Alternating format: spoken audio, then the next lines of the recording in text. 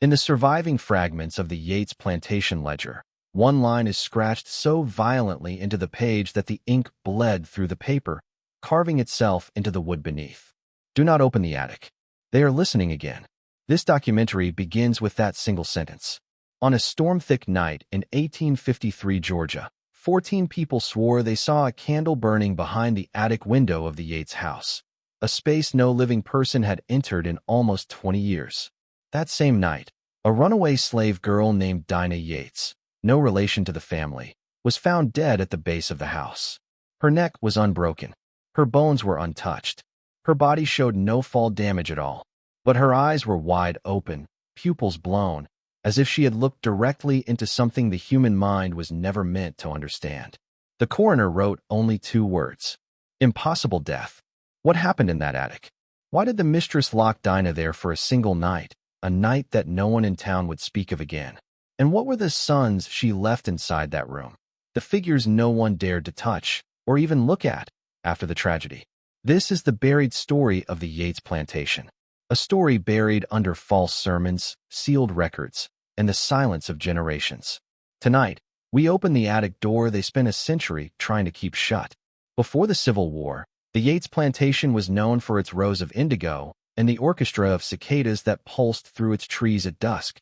But those who lived closest to the estate spoke of something else, something quieter, more insidious. They said the Yates house breathed. Wood contracting and expanding is normal, but this was different. Heat and cold didn't matter. The house made rhythmic, deliberate sounds. So steady, the enslaved workers timed their chores by it. So unnatural, the church elders warned their children not to walk past the house after midnight. The mistress, Eleanor Yates, dismissed all such talk as superstition. She was a woman carved from ice, elegant, rigid, and obsessed with discipline. Her husband had died years earlier, leaving her with only 2 sons, both dead of fever before their 10th birthdays. After their deaths, Eleanor locked their nursery and had the windows boarded shut. But the attic, a vast, dust-thick chamber above the nursery, became her sanctuary. No one knew what she kept there. No one asked. And the one enslaved girl who knew, Dinah, would one day die for that knowledge. The house grew darker after the children's deaths. Servants whispered that the halls carried echoes that didn't belong to any living person. And when Eleanor began visiting the attic every night, staying until the first flicker of dawn, people began to question what a grieving mother might create in the shadows. Dinah was purchased at age 12, her last name assigned cruelly by the mistress to mark possession. By 16, she had become the quiet helper Eleanor kept near her, not out of affection, but control. Dinah was everything the mistress was not: soft-spoken, observant, perceptive in a way that unsettled people. She noticed sounds others ignored. She experienced the house as though it were alive. Some called her sensitive. Others whispered she had sight, a gift some enslaved communities recognized and others feared. Whatever she possessed, it drew the mistress's attention. Eleanor had begun speaking to people who were not there. She wandered the halls carrying children's clothes. She locked herself in the attic with muffled voices drifting through the boards. And she wanted Dinah to witness none of it. Yet Dinah did. She saw Eleanor carrying objects shaped like children to the attic. She saw her whisper to empty corners. And more than once, Dinah heard the sound of small footsteps above the ceiling when everyone knew the attic door was locked. Dinah tried to tell one of the older enslaved women, but the woman tightened her grip and whispered, "Child, don't ever speak of what walks with the grieving. In this house, the dead are not the ones to fear."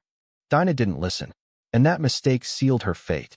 One July evening, the plantation workers heard a scream ripping through the house. Servants ran to the mistress's bedroom, expecting an intruder. Instead, they found Eleanor on the floor, crawling away from the nursery door, which had been sealed for years. She cried that she had seen her sons walking again, that they had asked for Dinah, that she must give them what they were owed. The overseer insisted she had dreamt it. A night terror, a violent memory, nothing more. But Eleanor clutched his wrist with nails like claws and hissed, "They are still here, and they want to play." That night, she sent every servant outside and barred the house from within. Only Dinah remained inside, forced to stay by Eleanor's command. As the rest of the plantation slept uneasily, they heard dragging sounds from the attic. Heavy, scraping, deliberate, sometimes rhythmic, sometimes like something was trying to stand. The next morning, Eleanor emerged from the house immaculate and calm. She smiled for the first time in years. She told the servants, "My boys will have a new sister." And Dinah did not come out. Most plantation homes kept their attics as storage, but the Yates attic was different. It had been renovated, reinforced beams, locked chests, boarded windows. Eleanor spent money the plantation didn't have just to strengthen those walls. But why? Dinah learned the truth the day before she died. Eleanor dragged her up the steps herself, locking the attic door behind them. What Dinah saw in that room was later described only in the vaguest, most fragile words by the one witness who saw the aftermath. Inside the attic were two mannequins, life-sized, hand-sewn, dressed in the clothing of Eleanor's dead sons. Their faces were carved from wax and wood, smoothed into childlike innocence.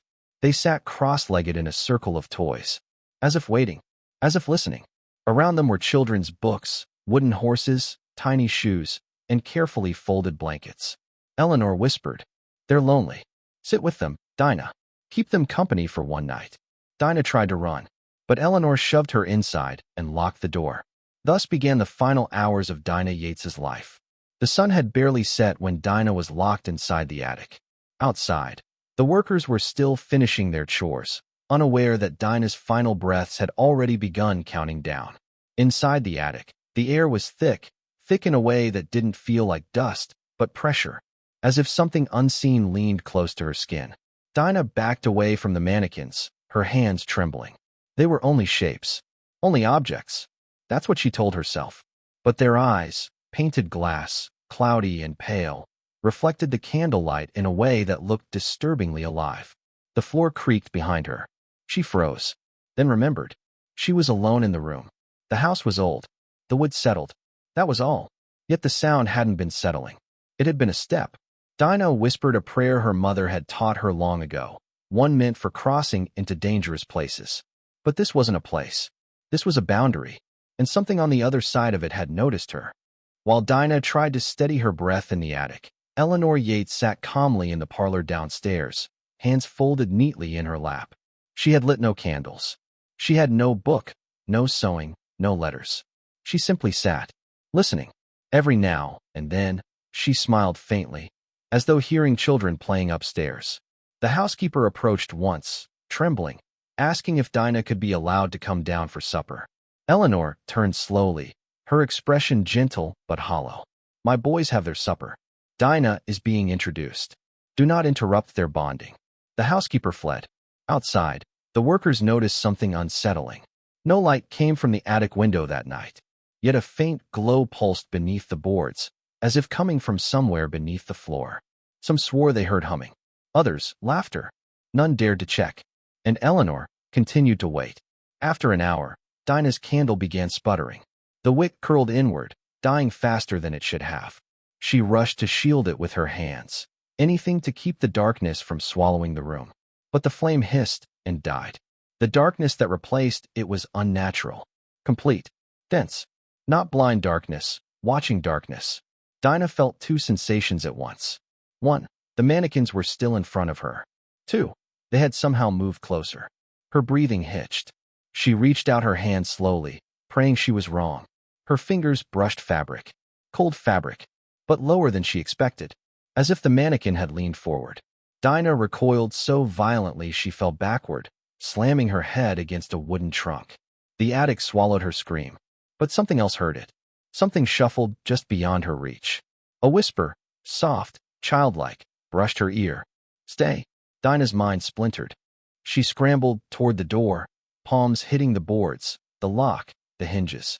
No use. Behind her, the mannequins shifted again.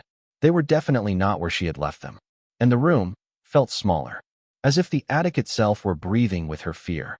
When darkness swallowed the attic, Dinah clutched the floorboards like a lifeline.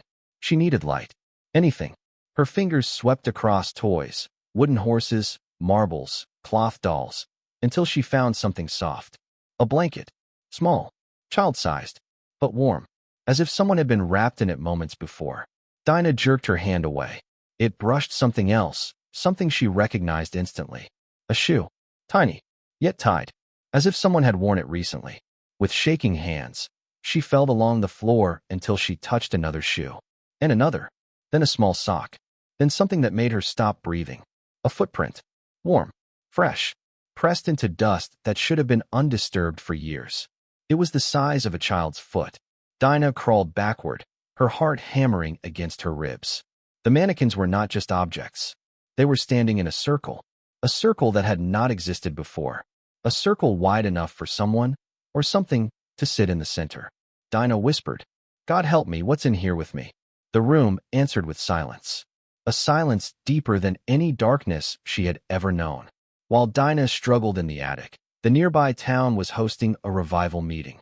Families filled the pews, listening to preachers shout about sin, redemption, and the dangers of straying from God.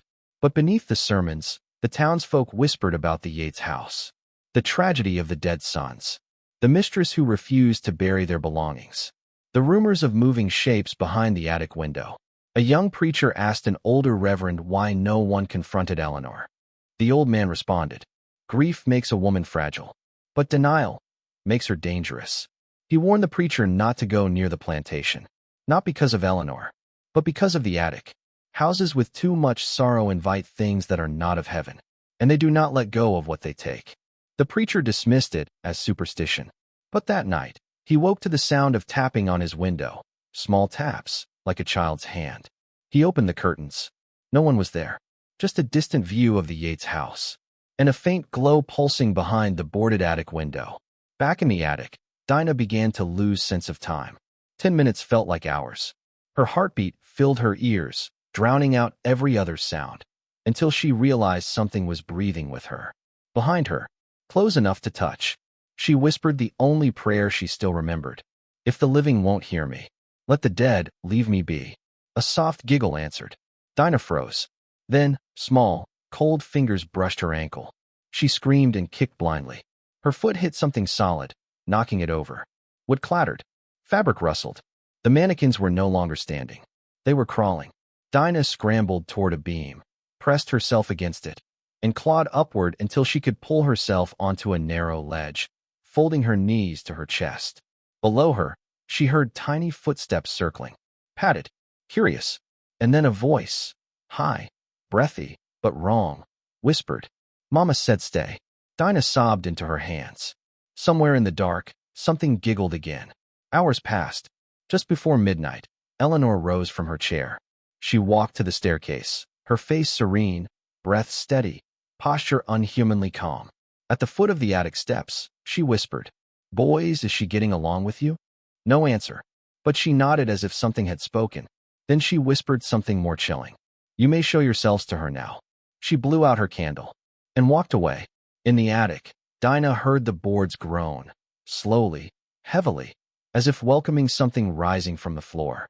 Something with weight. Something no mannequin should have. Something no child should, either. Workers outside the house later recalled that from midnight to 1, the attic made noises no human being could explain. Scraping, dragging, scratching at the boards, then soft thuds, then running. Not adult running, but the erratic, quick-footed patter of children playing tag. Except the children had been dead for years, and their effigies had never been able to move. The oldest worker, Samuel, a man who had survived dozens of punishments, covered his ears and muttered, "Dead children don't run, not unless the living make room for them." No one dared speak. No one dared move, because every sound coming from the attic was getting faster, more frantic, as though Dinah wasn't the one trapped in there, as though the mannequins were, trying to get out. Around 1 in the morning, the attic door began to thud from the inside, slowly at first, soft like knocking, then harder, then violently. Workers outside the house heard it from the yard. Even the horses panicked in their stalls. One brave man ran up the porch to intervene, but when he touched the doorknob, he jerked his hand back. It was burning hot, and the keyhole was dripping. A thin trail of red seeped from the lock, not thick like blood, but watery, diluted, like old rust turning to liquid. Except the door was made of oak, not metal, and there was nothing inside the lock that could rust. The man fled, because that wasn't rust, and it wasn't blood. It was something the house was expelling, as if the attic itself wanted nothing to do with what was happening inside. Inside the attic, Dinah felt the air grow colder with every passing minute. Her breath turned to mist. Her fingers numbed. But something else warmed the room. Movement. Shuffling. Whispering. The mannequins, or whatever was puppeting them, were now beneath her perch. She felt the beam tremble as small hands pattered against it, searching for a way up. Dinah's voice cracked. Please. I didn't do anything to you." A voice answered through the dark, 2 inches from her ear. "We're lonely." Dinah screamed. She tried to climb higher, but her foot slipped. She fell. The impact knocked the breath out of her. Her head spun. The floorboards pressed against her cheek. Small hands touched her face. Soft, cold, curious. Another voice whispered, "Stay with us." Dinah sobbed. "I want to go home." A third whisper rose. "This is home." And the attic swallowed her screams. At 2:13 a.m., every worker outside the house reported the same thing. The attic stopped making noise. Instantly. Completely. As if a switch had been flipped. No footsteps. No dragging. No whispers. No breath. Just pure, unnatural silence. One man described it perfectly. The house inhaled. And didn't exhale. Samuel whispered a prayer. The others followed. None dared approach the door. Because instinct told them one thing. Whatever had moved around that attic was done moving. And whatever had spoken no longer needed a voice. Just before dawn, the attic door unlocked. Without a hand touching it. With a long, slow, deliberate click. The workers watching from the hall scattered, hiding behind doorways, covering their mouths. The doorknob turned. The hinges creaked. The heavy oak door drifted open by an inch. A cold draft rolled out, thick as smoke, icy as a winter river. No one dared look inside. Then, gently, the door began to swing wider and wider, as if inviting someone out. But nothing emerged. No child. No mannequin. No Dinah. Only silence. And a single, soft giggle. From the dark corner of the attic. At sunrise, Dinah's body was found outside the house at the base of the roof. But she hadn't fallen. Her limbs weren't broken. Her skin wasn't bruised. Her bones were untouched. She looked as though she had simply lain down and died. Except her face. Her face was twisted toward the attic window. Her eyes wide, pupils blown, frozen in a rictus of terror so extreme the coroner fainted. There was one more thing. A child-sized handprint, small, perfect, unmistakable, was pressed into the dust on her shoulder. No children lived in the house. No children had touched her. And the attic window above her was still boarded shut. From the inside. When officials finally forced Eleanor to open the attic, they expected to find Dinah's blood. Her fingerprints. Evidence of struggle. Instead, they found something far worse. The mannequins sat in their original positions. Unmoved. Untouched. But all around them, in a perfect circle in the dust, were thousands of tiny footprints. Small. Bare. Identical. As if dozens of children had walked, danced, crawled, and circled the room. But none of those footprints matched the mannequins' wooden bases. Meaning, something else had walked in that attic. In the back corner, the dolls and toys had been rearranged into what looked like a bed. A bed shaped like a human outline. Dinah sized. The sheriff asked Eleanor what she had done. She answered calmly, "Nothing. My boys only wanted company." When asked where her sons were buried, she simply pointed upward. They never left. The Yates Plantation was abandoned within a year. Eleanor was sent to a sanitarium, where she spent the remainder of her life whispering lullabies to empty corners. The house rotted. The fields reclaimed the fences. But the attic never settled. Centuries later, demolition crews refused to touch it. Tourists reported seeing faces behind the boards. Local children dared each other to knock on the front door and swore something knocked back. The attic window remains sealed. But every now and then, on storm-thick nights, a faint glow pulses behind it, like a candle burning low. And sometimes, if the wind dies just right, you can hear giggling, soft, breathless, childlike, and a whisper carried through the boards. Stay. The impossible death of Dinah Yates was never solved, because the truth was never meant to be understood. Some houses mourn, some houses remember, and some houses keep their children close, forever.